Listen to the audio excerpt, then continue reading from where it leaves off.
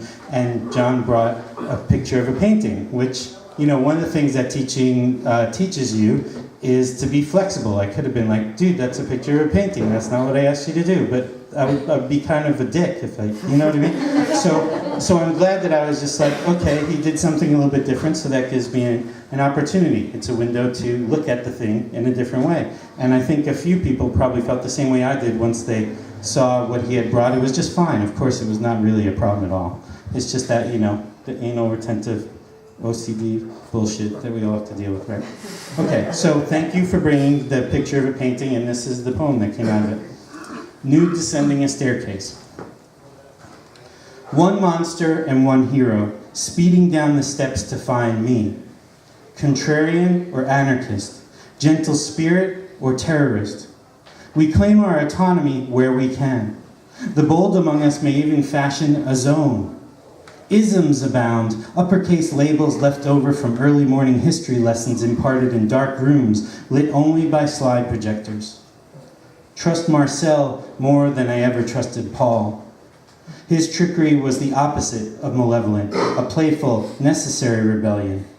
I have seen this before, but cannot currently distinguish between a cube and the future. Dynamic and violent, about motion. Fast-moving depiction of descent.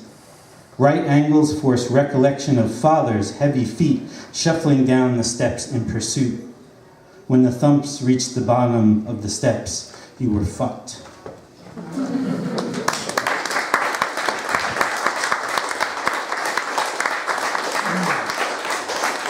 I don't know, you know, I'm sure at least a few of you out there had an abusive father, but I mean, I have to tell you that one of the things, and I never thought about this looking at the painting until this time, but one of the things about my father is that he's disabled. So if he is moving through the house or coming down the steps, you can hear it. It made a lot of noise. And so that basically struck terror into our young hearts.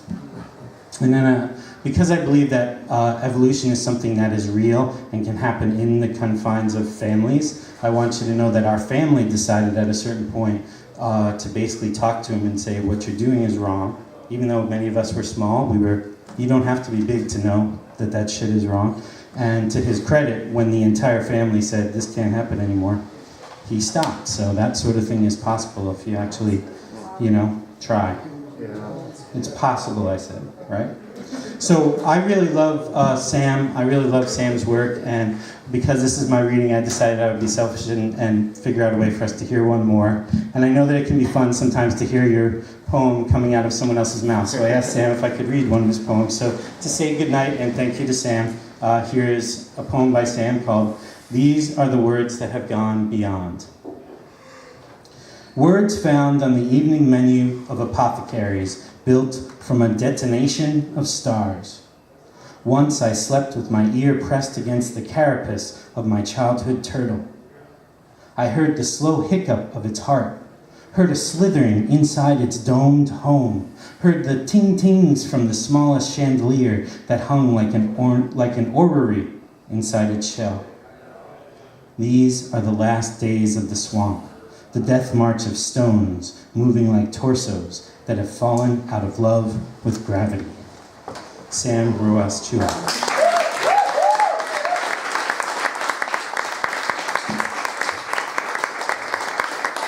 So thank you to my wife and partner in Truth and Beauty, Tony.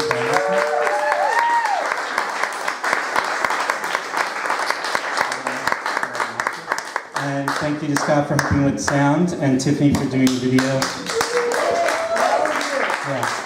And I mean this from the bottom of my heart. Thank you for your energy, for your attention, and for your words. I mean, I think that sometimes it's hard to listen, and so I think it's a great accomplishment that you spent this amount of time sitting on a hard chair and listening to other people. That's a great thing. We should do more of it. And I've been saying to Sam and other people here tonight, I much prefer to see people face to face than talk to little tiny avatars on a screen. So thank you for getting up and away from your computer and coming outside to be with other humans and with us tonight.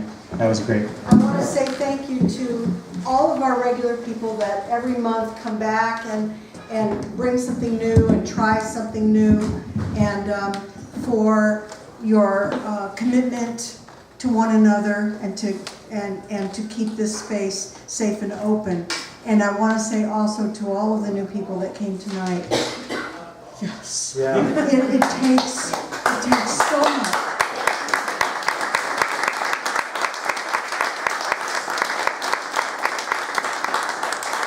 Whether you, when you got here, you thought, I'm going to read, and then as the night went on, you thought, oh, it's getting closer, I know it is, and you know, we all get that thing here, and you got up and did it anyway, and I want to commend you, and I believe in courage, and I know that there's strength in fear, and thanks for setting it aside and doing it anyway.